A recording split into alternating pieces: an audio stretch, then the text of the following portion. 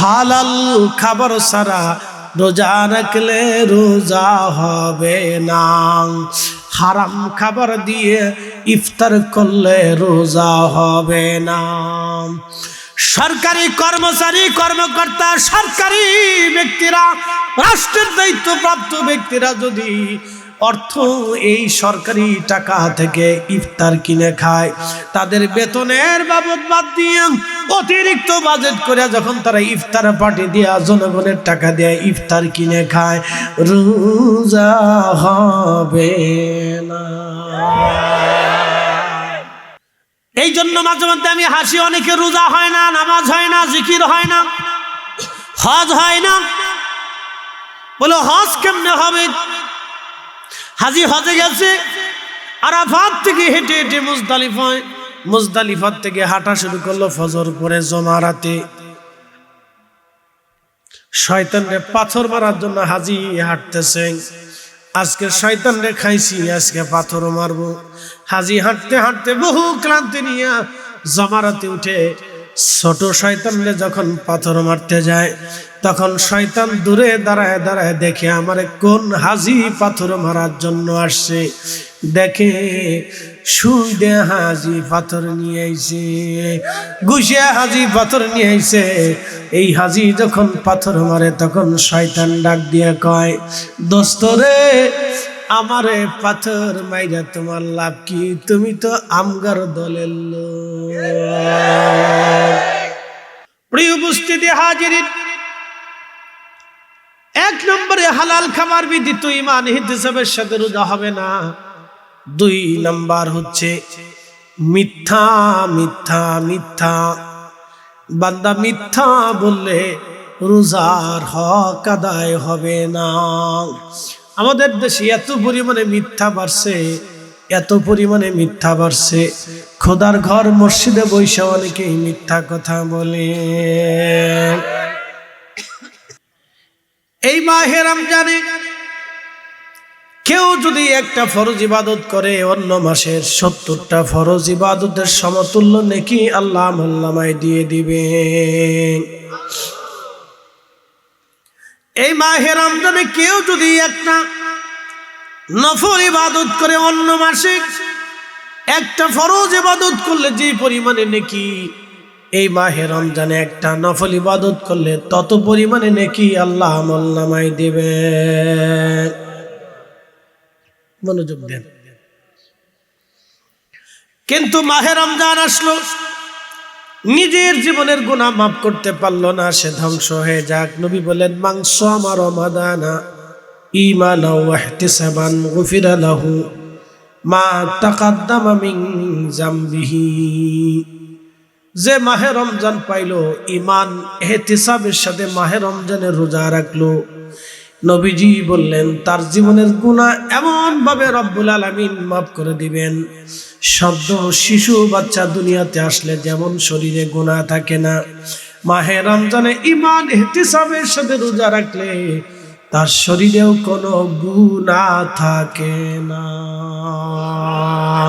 ঈমান ইহতিসাবে রোজা কেমনে রাখবেন? এক নম্বর, খাবার হালাল।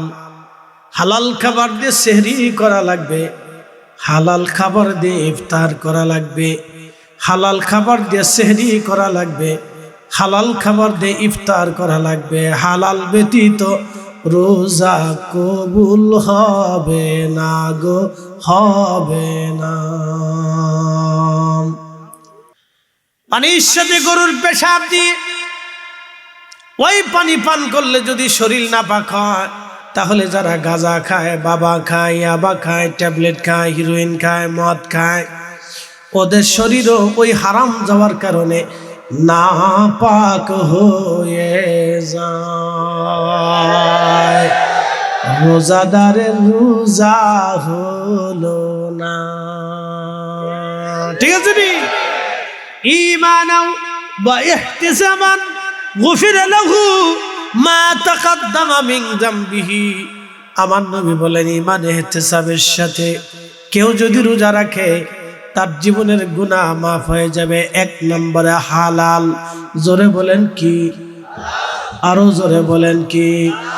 যে কথায় কথায় মিথ্যা বলে, আমানত রাখলে খেয়ানত করে, ওয়াদা করলে বরখেলাপ করে, কথায় কথায় মিথ্যা বলে, আমানত রাখলে খেয়ানত করে, ওয়াদা করলে বরখেলাপ করে, তোমরা শুনবা, তোমরা জানবা সে মুনাফিক, মুনাফিক, মুনাফিক, মুনাফিক।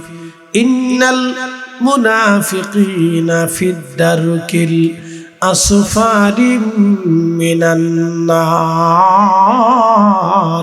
মুনাফিকদের জায়গা জাহান্নামের একবারে সর্বনিম্ন নিকৃষ্ট জায়গায়, যেখানে কাফেরদেরও জায়গা হবে না, এত নিম্ন জায়গা মুনাফিকদের জায়গা হবে। মুনাফিকে মুনাফিকে মুনাফিক, কথায় কথায় মিথ্যা বলে, আমানত রাখলে খেয়ানত করে, আর ওয়াদা করলে বরখেলাপ করে।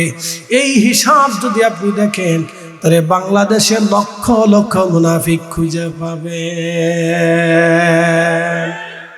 আর একটা মুনাফিক আল্লাহ বললেন, ওয়ালিল্লাহিল ইজ্জাতু ওয়ালিরসুলিহি ওয়ালিল মুমিনিনা ওয়ালাকিন্নাল মুনাফিকিনা লা ইয়ালামুন।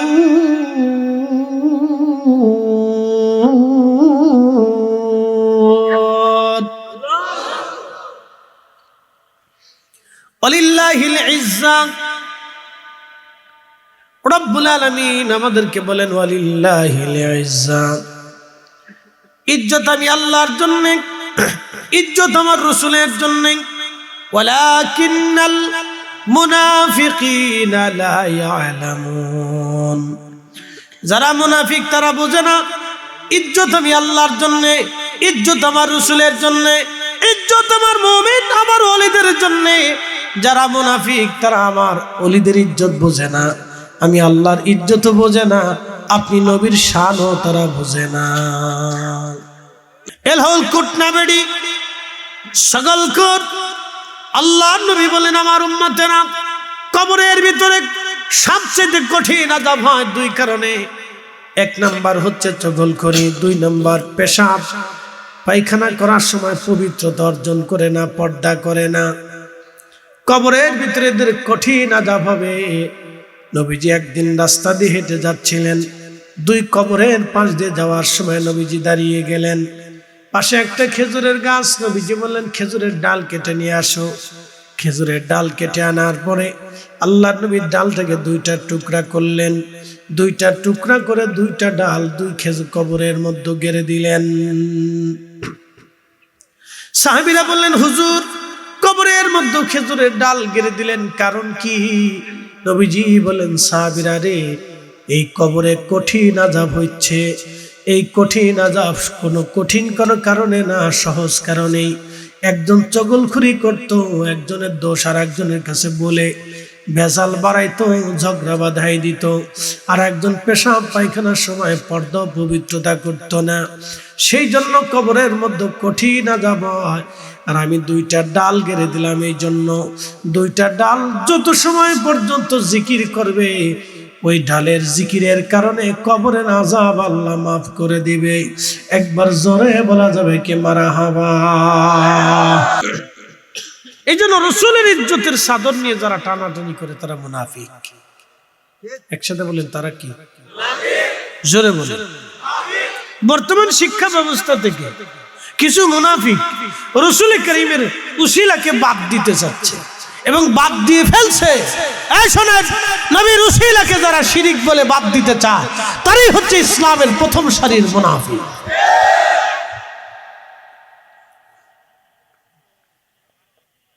ভাবছিলাম 5 আগস্টের পরে একটু শান্তি পাব, তার না। শোক নাহি রে শোক পরাণের পাখি, তারপরে আর কি তার হলো।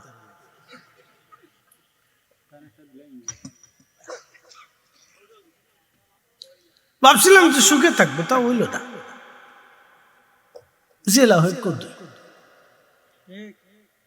আগে শরীফের গল্প আসতো, এখন আল্লাহ রাসূলের উসিলা বাদ দিয়ে কোথায় হাত দিয়েছে? শরীফ তো মোটামুটি চলে।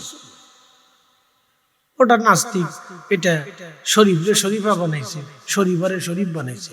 হ্যাগার তো আবার ইতে আছে, কিতা আছে জানেন? Girlfriend, boyfriend. আমি নাম দিছি কুত্তা ফ্রেন্ড।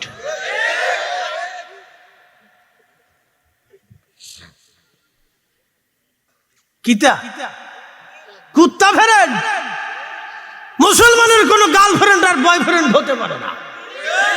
এই বলা মানে আস্তে করতেছি, ঠিকের মতলব বলা না, ঠিক আছে নি? কুত্তা ফ্রেন্ড, কি ফ্রেন্ড? কুত্তা ফ্রেন্ড। মুসলমানের কোন গার্লফ্রেন্ড আর বয়ফ্রেন্ড নাই, ওটা কুত্তা ফ্রেন্ড। এই গার্লফ্রেন্ড বয়ফ্রেন্ডের কথা বলে জুতা দিয়ে বাইরে গিয়ে কুত্তা ফ্রেন্ডের সোজা করে দিত। শয়তান চরিত্র নষ্ট করার জন্য, সমাজ নষ্ট করার জন্য, আগামী দিন নষ্ট করার জন্য, যারও সন্তান পয়দা করার জন্য ওরা চেষ্টা করতেছে।